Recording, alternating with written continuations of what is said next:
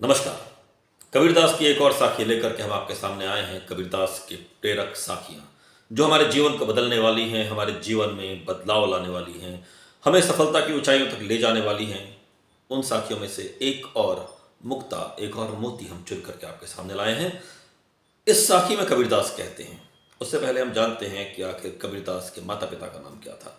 कबीरदास के माता पिता का नाम नीरू और नीमा था। दोनों जुलाहे थे। कबीरदास भी जुलाहे हुए और समय और सामाजिकता के अनुसार उस समय की चुनौतियों को कबीरदास का सामना करना पड़ा और उनका जीवन कभी भी सरल नहीं रहा, क्योंकि उन्होंने खरी खरी बात कही। खरी खरी बात, 16 आने खरी बात।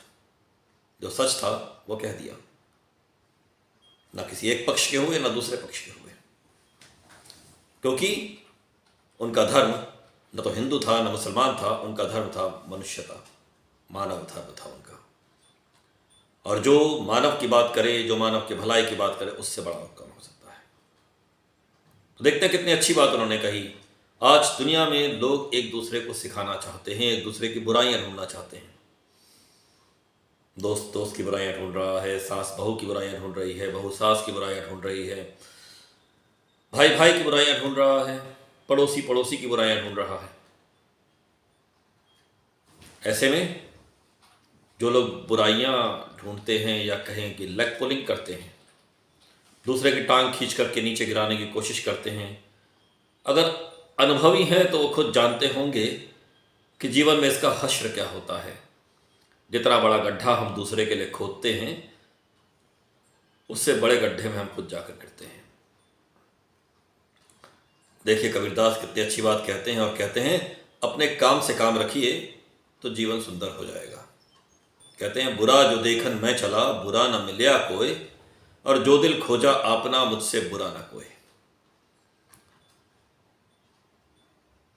बुरा जो देखन मैं चला, बुरा मतलब बुराई, देखन मतलब देखने के लिए। मैं चला, जब मैं आगे बढ़ा, जब मैं बुराई देखने के लिए आगे बढ़ा, तो मुझसे बुरा ना कोई। तो कोई भी ऐसा संसार में नहीं था जो मुझसे बुरा हो। कहते हैं, जब मैं बुराई खोजने के लिए चला तो कोई भी ऐसा नहीं था जो मुझसे बुरा हो। अब बुराई हम किसी भी तरह ही खोज सकते हैं, फिर आगे समझ लेते हैं।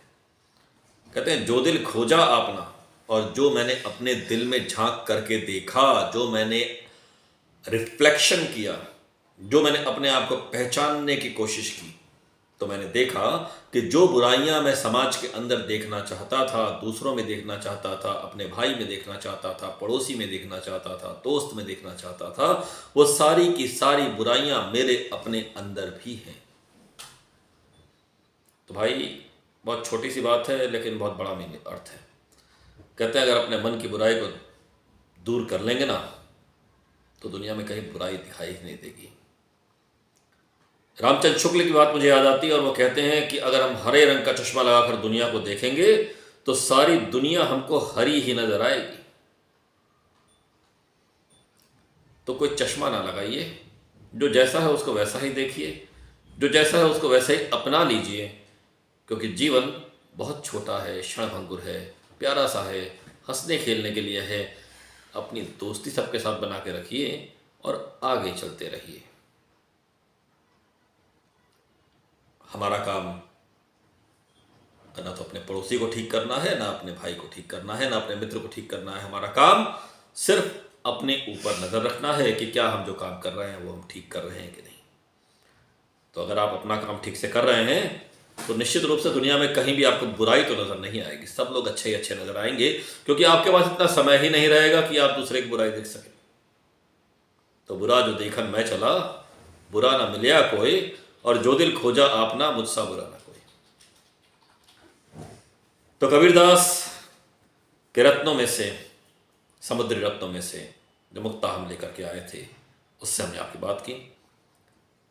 एक और मणिका हम लेकर के आपके लिए आएंगे। तब तक के लिए हमसे जुड़े रहिए, हमारे चैनल को लाइक और सब्सक्राइब कीजिए, क्योंकि हम आपके पास साहित्य के गलियारे से इतनी खूबसूरत और प्यारी प्यारी बातें लेकर आते रहेंगे। लाइक और सब्सक्राइब करना ना भूलिएगा, और ज़रूरत हो तो शेयर कीजिए। आखिर प्रेरणा की ज़रूरत किसको नहीं है।